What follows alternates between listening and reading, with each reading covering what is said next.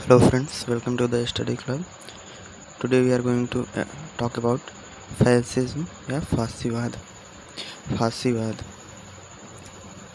जब तक समाज साम्यवाद और उदारवाद के विरोध को ही पृथक दर्शन न मान लिया जाए तब तक यही कहना पड़ेगा कि फासीवाद की यह अनोखी विशेषता है कि वह किन्हीं निश्चित सिद्धांतों, विचारधारा या दर्शन पर आधारित नहीं है। फासीवाद का अभिप्राय। फासीवाद का आंग्ल पर्यायवाची फैसिज्म इटालियन भाषा के फैसियो से निकला है, जिसका अर्थ इटालियन भाषा में लकड़ियों का बंधा हुआ बोझ होता है। मुसोलिनी के नेतृत्व में इटली के फासी दल ने इसी चिन्ह का प्रयोग किया, जो इस बात का प्रतीक था कि फासी दल का लक्ष्य वर्ग संघर्ष पर आधारित समाजवादी समाज व्यवस्था के स्थान पर राजकीय नियंत्रण के अंतर्गत और राष्ट्रीय एकता पर आधारित समाज व्यवस्था है।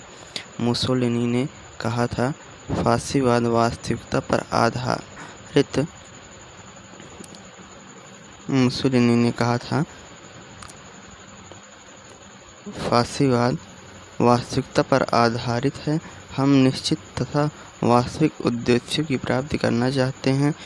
हमारा कार्य करना है, केवल बातें करना नहीं है। फासीवाद वास्तविकता पर आधारित है। हम निश्चित तथा वास्तविक उद्देश्यों की प्राप्ति करना चाहते हैं। हमारा कार्य करना है, केवल बातें करना नहीं। इस फासीवाद को कुछ परिवर्तनों के साथ हिटलर द्वारा ग्रहण किया गया, जिसे हिटलर का फासीवाद व नासीवाद व नाजीवाद नाम से जाना जाता है। इस फासीवाद को कुछ परिवर्तनों के साथ हिटलर द्वारा ग्रहण किया गया। हिटलर द्वारा अपनाए गए इस फासीवाद को हिटलर का फासीवाद या नासीवाद या नाजीवाद नाम से जाना जाता है। मुसोलिनी ने कहा था, हम फासीवादियों में सब परंपरागत राजनीतिक सिद्धांत को त्याग देने का साहस है और हम अभिजात तंत्रवादी, लोकतंत्रवादी, क्रांतिकारी, प्रतिक्रियावादी, सर्वहारा के समर्थक तथा सर्वहारा के विरोधी, शांतिवादी तथा शांतिवादी के विरोधी सभी हैं। एक निश्चित आदर्श अर्थात राष्ट्र का होना पर्याप्त है, शेष स्वतः हो जाएगा। फासीवाद का विकास या उत्पत्ति।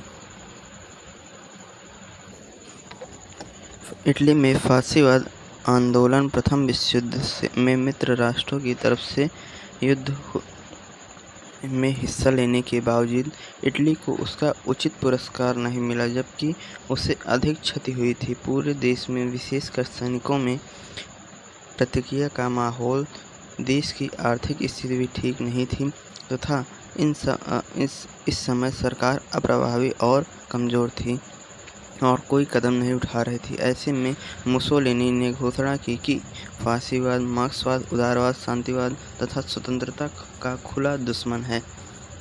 फासीवाद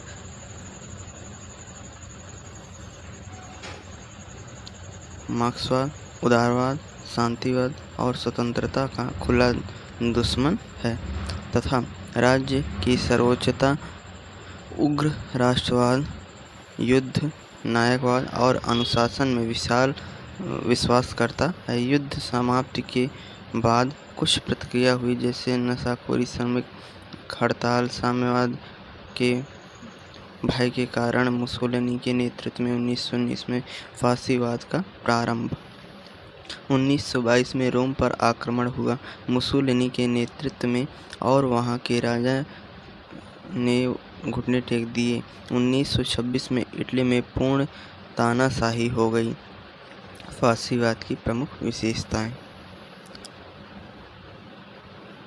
फासीवाद एक व्यवहारिक आंदोलन है जिसमें किसी निश्चित सिद्धांत का अभाव पाया जाता है। फासीवाद उग्र राष्ट्रवाद तथा प्रबल राष्ट्रवाद में विश्वास करते हैं। राष्ट्र सर्वोच्च है। फासीवाद सर्व अधिकारवाद या राज्य की संपूर्ण सत्ता में विश्वास करते हैं। राज्य से ऊपर या बाहर कुछ नहीं है। फासीवाद युद्ध तथा साम्राज्यवाद में विश्वास करता है। फासीवाद युद्ध तथा साम्राज्यवाद में विश्वास करता है।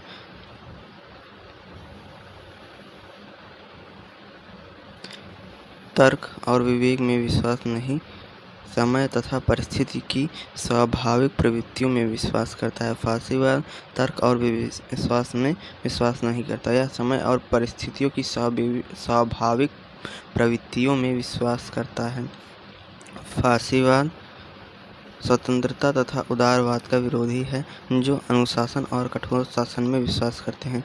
फासीवाद लोकतंत्र तथा संसदीय शासन का विरोधी है, कुलीन तंत्र में विश्वास तथा लोकतंत्र के नारा स्वतंत्रता, समानता तथा भ्रातृत्व के स्थान पर नारा दिया है उत्तरदायित्व, अनुशासन और उच्च वर्ग। उत्तरदायित्व, अनुशासन और उच्च वर्ग इसका नारा है। धन्यवाद।